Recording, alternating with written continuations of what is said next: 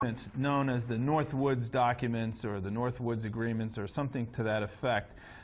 You featured them in your last book. Since we're talking a pretext for war, that certainly was a pretext for war in the early 60s. Can we speak about that for a moment?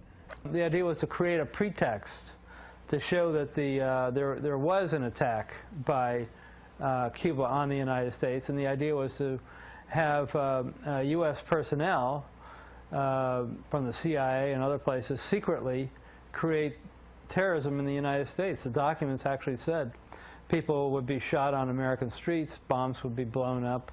And again, all this, the evidence would be laid to point the finger at Castro.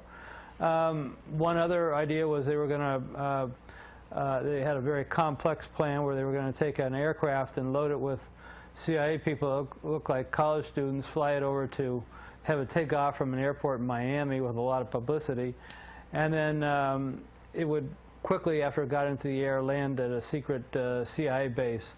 At that same time, an identical plane would take off from that CIA base, except this plane would be empty, and it would be remotely piloted from the ground. It was a drone plane that would be very similar to the passenger plane that had just taken off.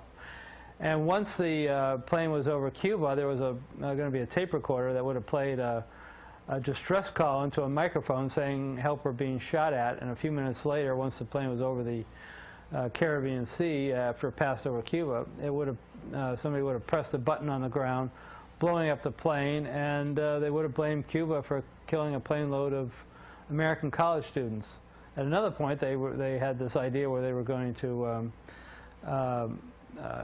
actually, John Glenn was going to go into his first space mission around that same time. And part of the plan was that if Glenn's rocket accidentally blew up on liftoff, they were going to plant evidence making it look like that it was Cuban sabotage that blew it up. These were all outrageous plans. They made their way all the way up to Secretary of Defense McNamara. Actually, the plans were all signed by all members of the Joint Chiefs of Staff, and then they went up to McNamara, and McNamara rejected the plan, and that was the end of it. So it never got put into effect, but the fact that you can get all the members of the Joint Chiefs of Staff, the senior military officials in the U.S. government, signing off on a plan that outrageous is extraordinary to me.